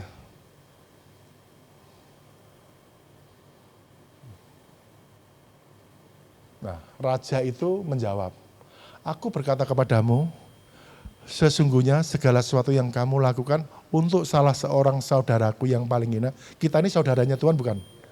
Saudaranya. Yang paling hina kamu telah melakukannya untuk aku. Betapa enaknya hidup kita hari ini ya, dijadikan saudaranya Tuhan. Kalau ada orang yang nyusahkan kita, dia itu urusan sama Tuhan kita loh. Ya, enak kan? Kita mesti bersyukur bahwa kita menjadi saudaraku, saudaranya Tuhan kan gitu.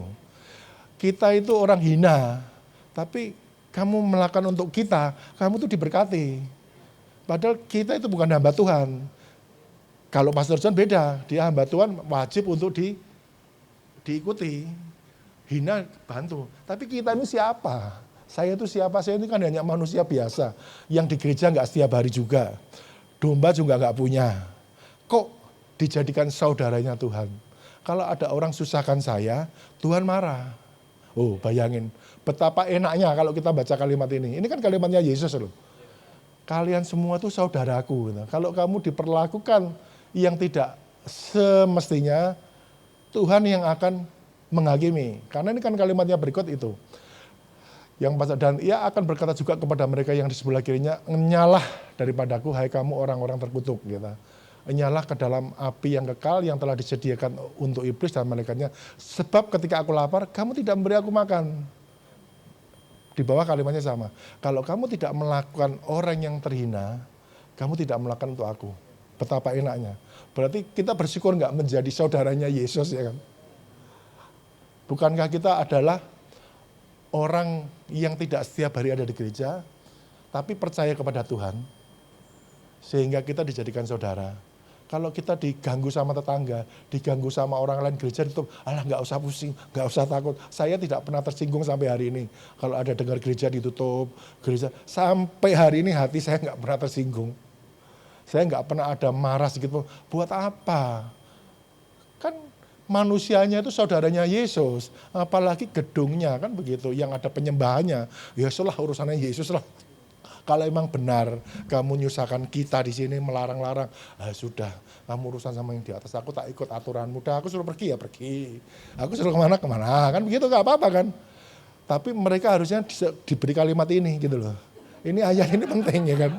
Ya, bikin ketikan, kasih ke mereka. Udah kita gak usah membela diri, cukup baca nats ini aja sudah cukup. Kalau kamu memberi aku tumpangan ketika aku tidak bisa punya tempat. Kalau aku tidak bisa makan, kamu masih kasih makan, kamu tuh tak bawa ke surga. Sebaliknya kalau kamu susahkan umatku di sini, berarti kamu ya menjadi orang yang terkutuk. Nyala dari hadapanku, hai kamu orang-orang terkutuk. Nyala ke dalam api yang kekal. Apa api yang kekal? Neraka kan? Betapa kasihannya mereka sebetulnya. Kok kita sakit hati? Kenapa sakit hati? Hah? Salah loh. Kalau ada gereja ditutup kita sakit hati, salah. Justru yang kasihan mereka. Mereka itu sudah ada tulisannya loh. Hai kamu orang-orang terkutuk ya kan. Nyalah ke dalam api yang kekal ya kan. Udah tak sediaan buat kamu. Karena apa? Dia ngomong karena apa? Ketika aku lapar kamu tuh gak ngasih aku tumpangan. Ketika aku lapar kamu gak kasih aku makan. Ketika aku haus kamu juga gak kasih aku minum.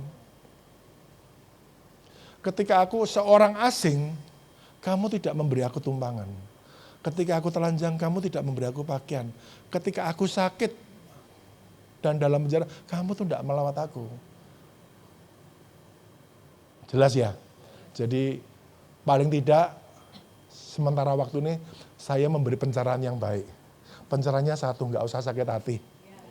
Mau ada berita macam-macam, beritalah gereja ditutup, ada ribuan gereja itu, ada. Apakah lalu kalau gereja ditutup kita jadi pindah agama? pindah iman. Enggak kan? Lalu apa yang jadi masalah dengan kita? Enggak ada. Enggak ada. Saya yakin Bapak Ibu di tempat ini tidak seberat saya harus menjawab saya seorang Nasrani. Itu saya lebih berkualitas beratnya daripada Bapak Ibu di sini diusir dari tempat ibadah. Enggak seberapa yang diusir bareng-bareng kok. Kalau saya kan susah. Saya ketika berhadapan satu lawan satu dengan seorang teroris terkenal dan otak saya mindsetnya dia seorang anti Kristen, seorang anti Cina, seorang itu dan berhadapan di sebuah ruang dijeruji, ya dijeruji saya di lingkaran mereka semua dan saya diberi pertanyaan satu, apakah kamu seorang Nasrani? Nah, coba bisa jawab enggak? Saya mau tanya. Kalau yang tanya Pastor John kalau nggak kenal, Bapak namanya siapa? Saya Budiono. Bapak berjemaah di mana? Saya berjemaah, saya berjemaah di Living Water Jonathan. Berani, karena pikiran saya, namanya Pak John itu orang NTT, pasti ini orang Nasrani kan begitu. Tapi yang bertanya adalah orang yang kita tahu persis. Saya mau masuk ke dalam aja sudah tahu dia, waduh ada Ali Imran. Wah ini anti Kristen, wah ini yang bikin bom. Wah dan hari ke-6 saya ketemu dia. Nah, ini kan susah kan? Padahal waktu kita masih kecil, saya masih ingat sekolah minggu. Anak-anak jangan menyangkal Yesus, kalau menyangkal Yesus nanti kamu akan dibunuh ya kan. Bahkan begini-begini kan ceritanya. Itu kan kalau saya masih kecil kan ceritanya ada kan. Maka kalau sekolah minggu nggak usah cerita itu. Karena kasihan kalau orang itu berhadapan di peristiwa yang sama. Wes susah-susah. Makanya saya nggak pernah ngajari anak saya memberi rasa takut apapun, jangan, hadapi saja. Karena ajaran masa kecil saya sekolah minggu di fase itu nggak bisa dijawab. Kalau saya jawab saya bukan Nasrani, saya Buddhis, kok rasanya Buddhis juga agama loh ya, nggak apa-apa. Tapi hati saya nggak bisa kata itu karena kalau saya ngomong itu berarti kan saya menyangkal iman saya. Saya ngomong saya nggak beragama pun juga boleh. Oh saya nggak pakai agama Pak, saya nggak beragama juga boleh. Wong tidak ada pemaksaan, wong KTP juga nggak ada. Kan saya kosongan, nggak pakai dompet. Tapi saya pikir apakah saya harus jawab itu? Enggak lah, saya tetap jawab, saya seorang Kristen. Waduh, tapi kan jawabannya itu lama, 1 menit lebih. Pertanyaannya mungkin 1 detik, jawabnya itu 1 menit lebih. Karena sebelum jawab tuh bioskop masa kecilnya keluar semua. Ya kan, ajaran kalau kamu menyangkal begini, kalau kamu ngomong murid Yesus, kamu akan dipisahkan.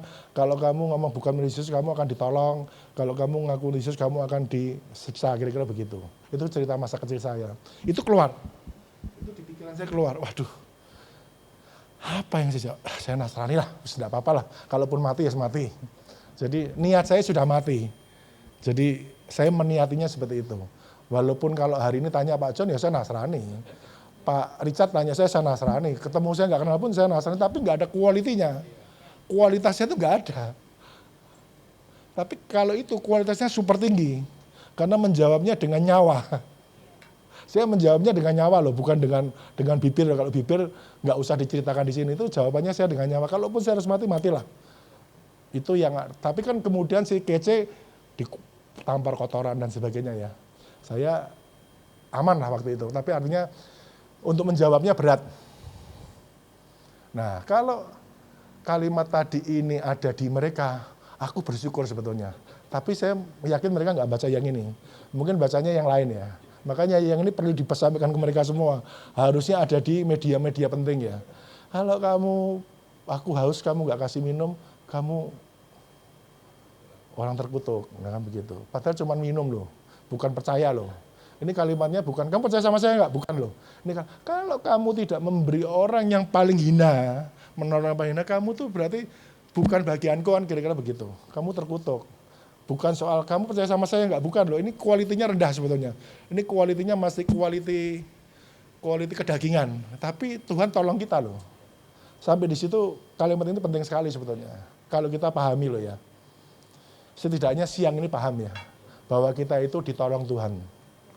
Kalau kita ditolong orang, orang itu diberkati Tuhan. Ya. Kalau kita tidak ditolong dia beracara dengan Tuhan. Berarti kalau kita yang hari ini hidupnya susah, ada orang nggak tolong kita, biar orang itu urusan sama Tuhan. Makanya kita yang hari ini mendengar, tolonglah orang-orang lain kan gitu.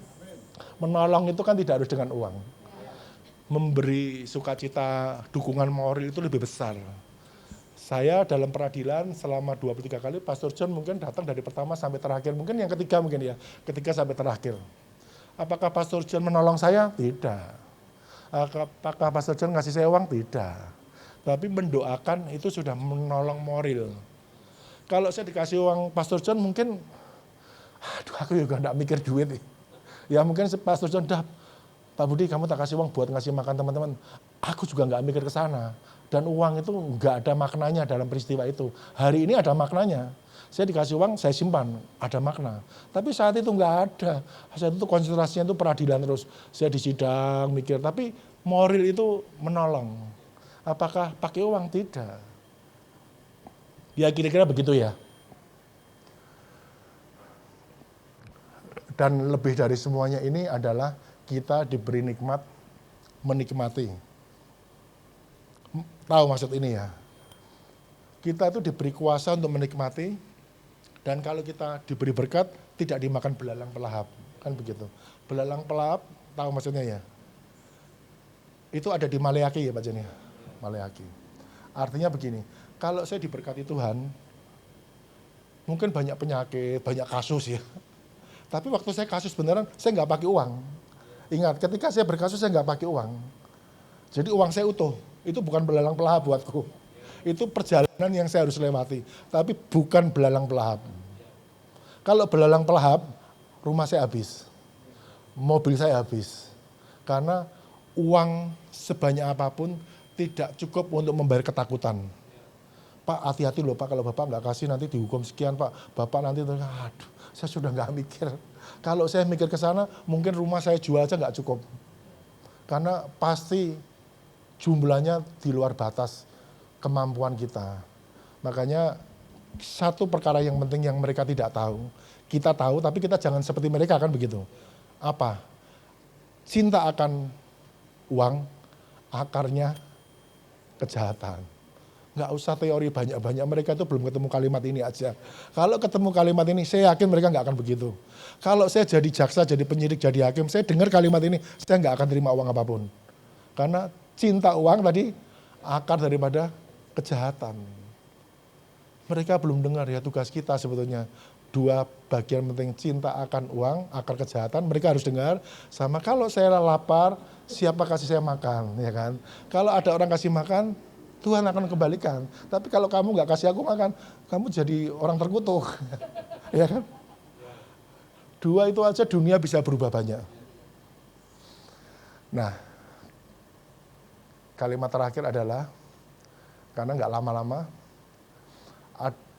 Pengkhotbah 6 ayat kedua, ini kalimat penting. Orang yang dikarunia Allah kekayaan, harta benda, kemuliaan, sehingga dia itu nggak kekurangan suatu apapun yang dia inginkan. Cukup-cukuplah mau beli mobil 10 dapat, mau beli rumah 100 dapat, mau beli gereja 1000 pun untuk gedung gereja bisa lah. Itu begitu. Sehingga ia tidak kurang suatu apapun yang diingininya. Tetapi, nah ini yang repot. Tetapi orang itu nggak dikasih kuasa oleh Tuhan untuk menikmati. Ya nggak bisa bangun gereja. Mau ngasih sumbangan 1000 aja mikir, waduh. Karena nggak diberi kuasa. Sehingga ya tidak, tetapi orang itu tidak dikarunia kuasa oleh Allah untuk menikmati, melainkan orang lain yang menikmati. Oh, betapa enaknya Pastor John. Dunia suruh kerja, semua kembali ke living bottle. Kan begitu. Kan terbukti kan. Rahasianya Pastor John ada di sini. Jam 10 pagi ada di rumah. Jam 11 ada di rumah. Tapi hidupnya lebih berkualitas daripada orang yang mengumpulkan harta. Kan begitu ya. Ini lihat, ini kan kalimatnya begitu. Kalau dicintai Tuhan. Kalau enggak ya enggak berlaku juga. Ya kan? Nah, Pengkhotbah 2 yang 26. Karena kepada orang yang dikenannya, ya, orang yang disukainya, orang disukai Tuhan, ia mengaruniakan hikmat, pengetahuan, dan kesukaan. Tetapi orang berdosa ditugaskannya untuk menghimpun, menimbun sesuatu yang kemudian harus diberikan kepada orang yang disukai Tuhan. Nah, piye coba? Ini khotbahnya Pastor John pasti lebih banyak. Saya nggak punya pengalaman ini. Di sini saya nggak punya pengalaman, tapi Pastor John pengalamannya ribuan kali. Ya jadi ini intisari daripada yang saya sampaikan.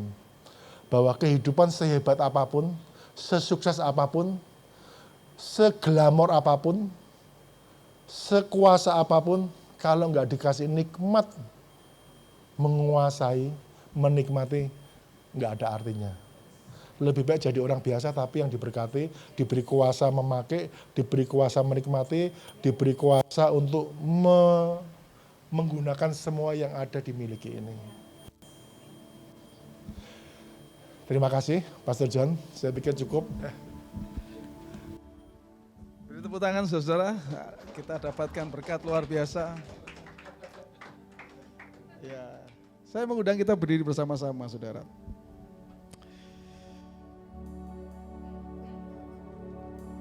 Kita akan menyanyikan lagu ini yang selalu menjadi berkat buat kita ya saudara ya.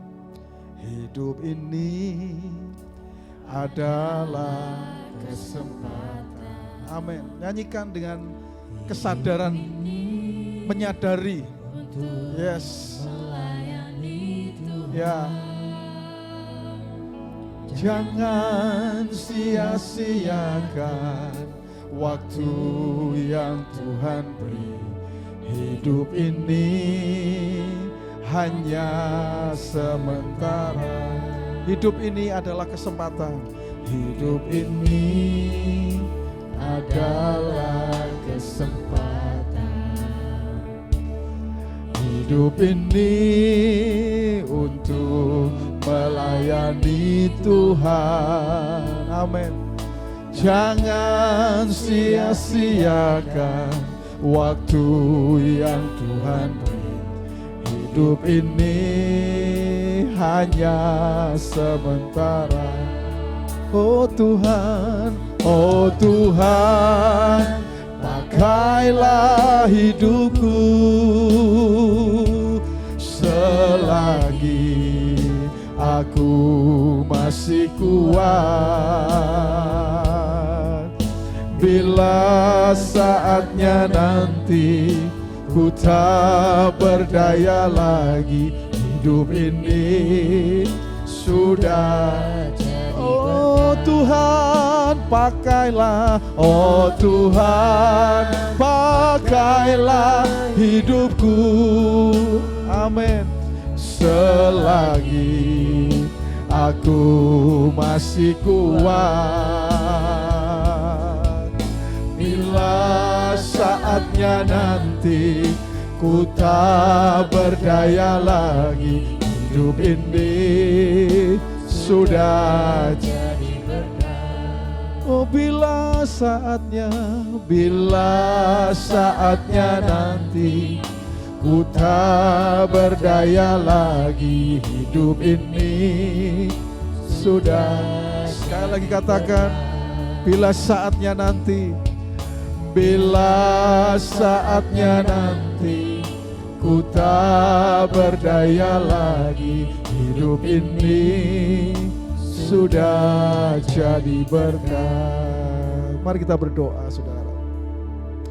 Terima kasih Tuhan untuk kebenaran firman-Mu yang kembali boleh menjadi inspirasi. Prinsip-prinsip kebenaran yang boleh kami terima, supaya kami menjadi orang percaya yang memiliki kehidupan yang lebih baik lagi Tuhan.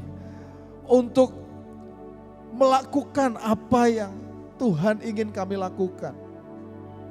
Tolong kami Tuhan, supaya firman yang kami dengar itu menjadi kehidupan kami Tuhan. Kami akan hidupi kebenaran itu hari lepas hari ya Tuhan. Hamba-Mu berdoa untuk setiap jemaat Tuhan. Kiranya Roh Kudus yang menolong, memampukan untuk menangkap setiap prinsip kebenaran itu Tuhan. Kami mau Tuhan supaya hidup kami betul-betul menjadi kehidupan yang menyenangkan hati Tuhan. Bahkan kami diperhitungkan adalah orang-orang yang betul-betul ya Tuhan melakukan apa yang Tuhan mau. Hamba-Mu berdoa Tuhan, setiap prinsip nilai-nilai kebenaran, prinsip kebenaran. Hari ini hamba-Mu perkatakan ya Tuhan, itu akan ada di hati dan pikiran setiap anak-anak-Mu ini Tuhan. Hari lepas hari Senin, Selasa, Rabu, Kamis, Jumat dan seterusnya. Hari-hari ke depan, kebenaran inilah yang akan kami hidupi ya Tuhan. Kebenaran inilah yang akan mewarnai hidup kami Tuhan.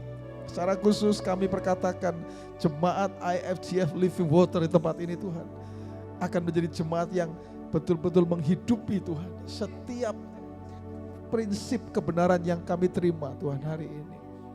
Hamba-Mu berdoa secara khusus Tuhan untuk Bapak Budiono Ong yang sudah menyampaikan kebenaran firman-Mu.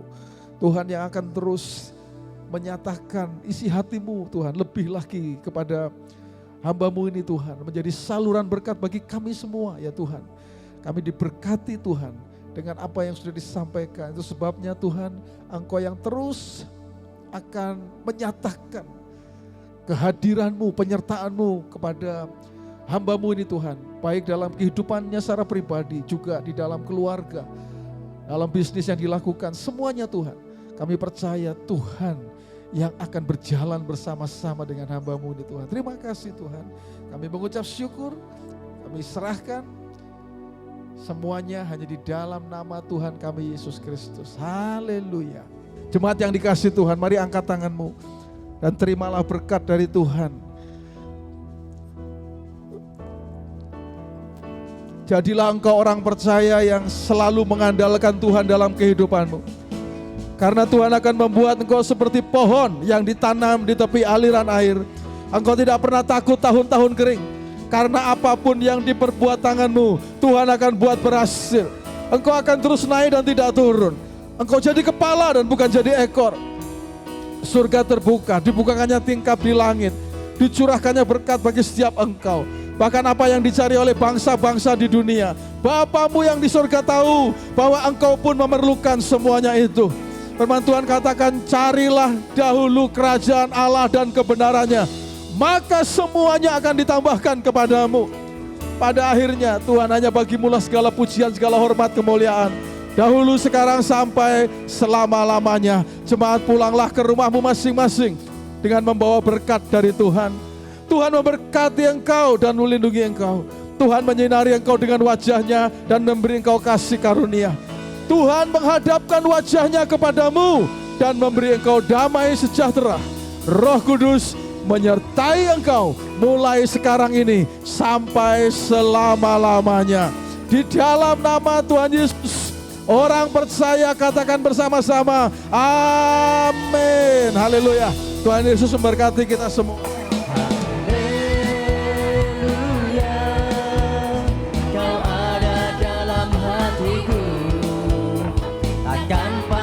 Semangatku akan hilang kekuatanku. Haleluya, ku mau bersorak bagimu. Sukacita surga nyata penuhiku. Haleluya, kau ada dalam hatiku. Semangatku akan hilang kekuatanku. Haleluya, ku mau bersorak bagimu. Sukacita surga nyata penuhiku.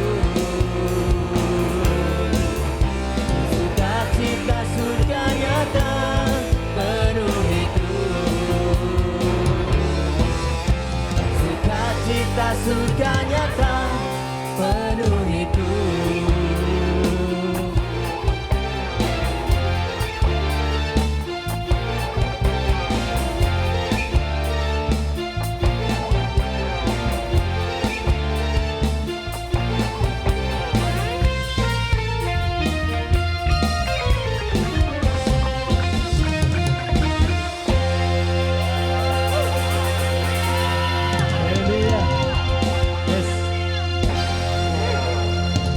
Selamat pulang, Tuhan memberkati.